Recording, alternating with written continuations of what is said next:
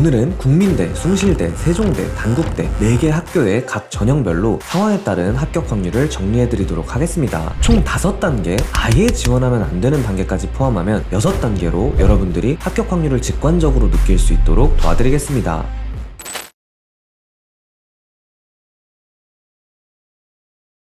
먼저 국민대학교입니다. 국숭세단 라인의 교과 전형은 설명은 매우 간결하게, 숫자는 매우 자세하게 제시해드리도록 하겠습니다. 여기는 지금까지 설명해드렸던 다른 라인과는 다르게 내신 등급과 눈치 싸움 이 두 가지가 전부인 라인이라서 그런데요. 그렇기 때문에 바로 합격 확률표부터 소개해드리겠습니다.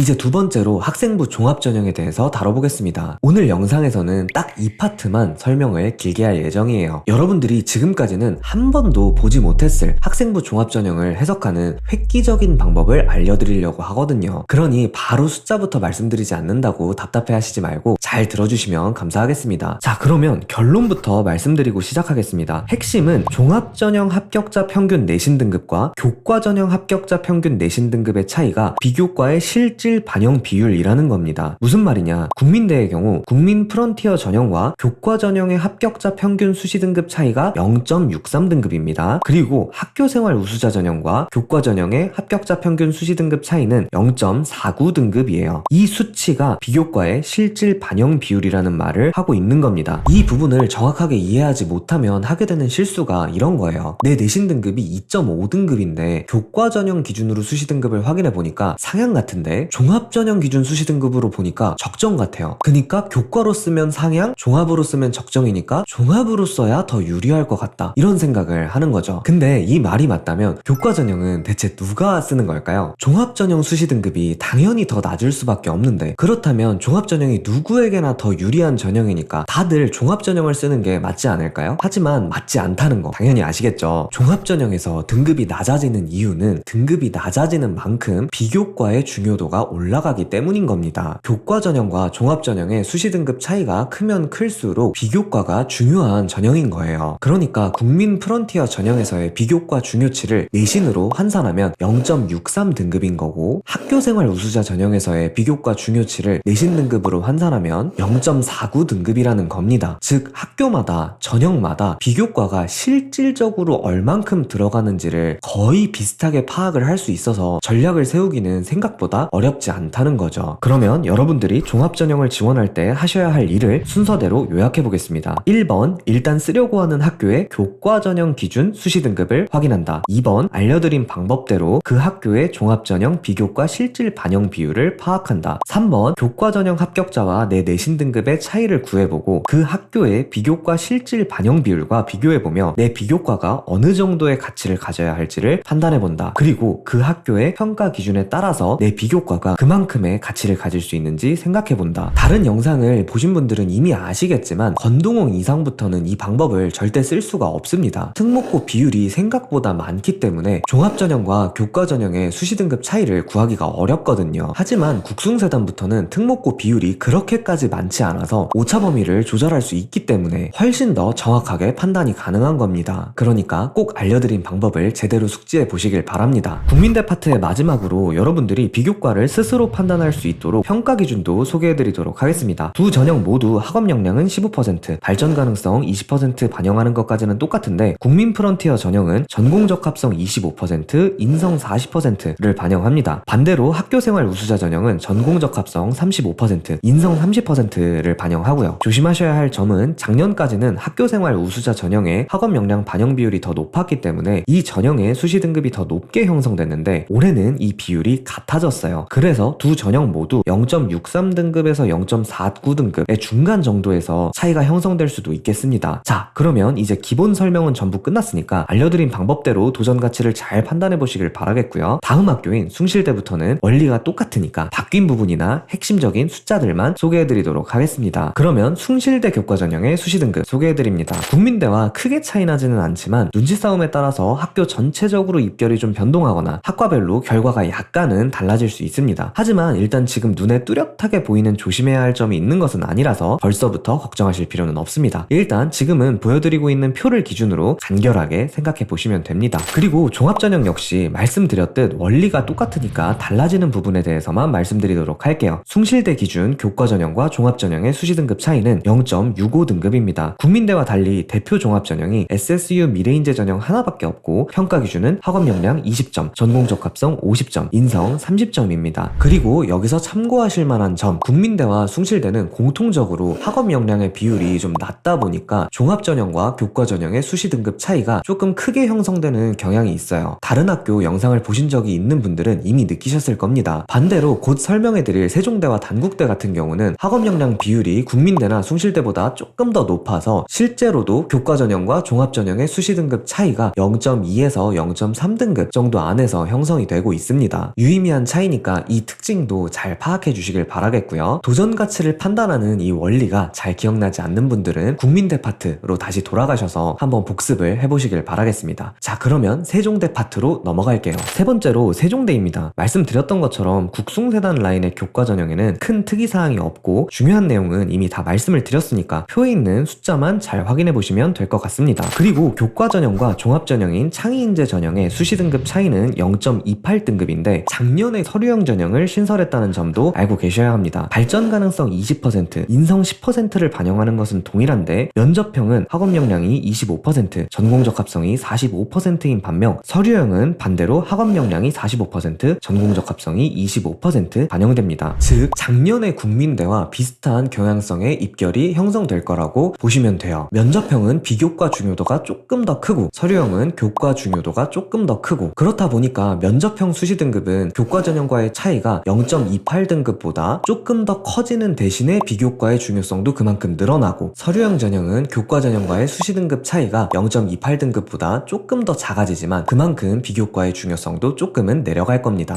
마지막으로 단국대학교 살펴보겠습니다. 지금 보여드리는 표는 당연히 지금까지처럼 교과전형 입결이고요. 5초 뒤에 종합전형으로 넘어가도록 하겠습니다.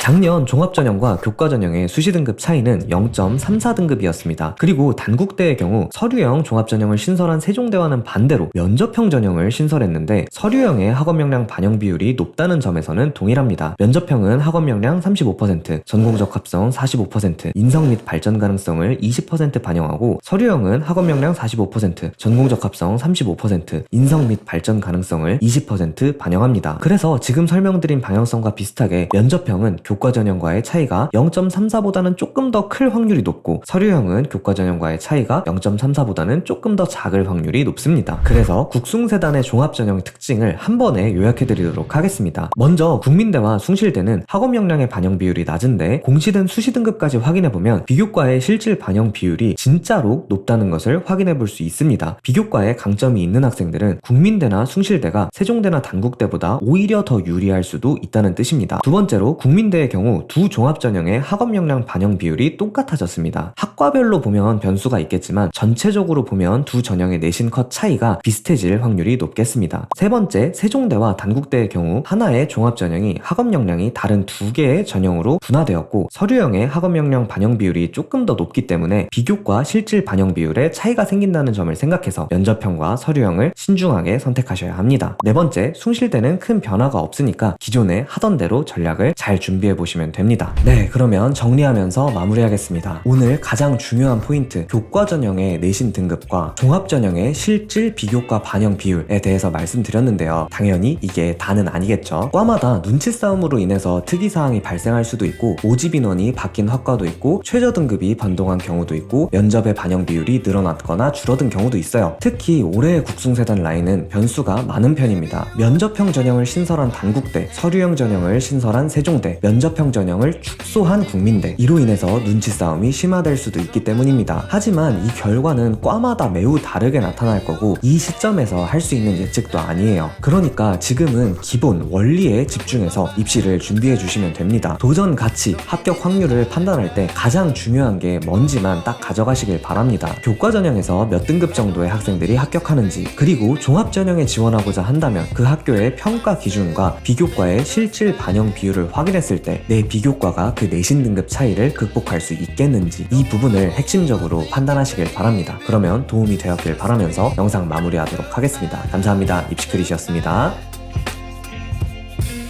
Baby, you give me ice and fire. You're giving me weed.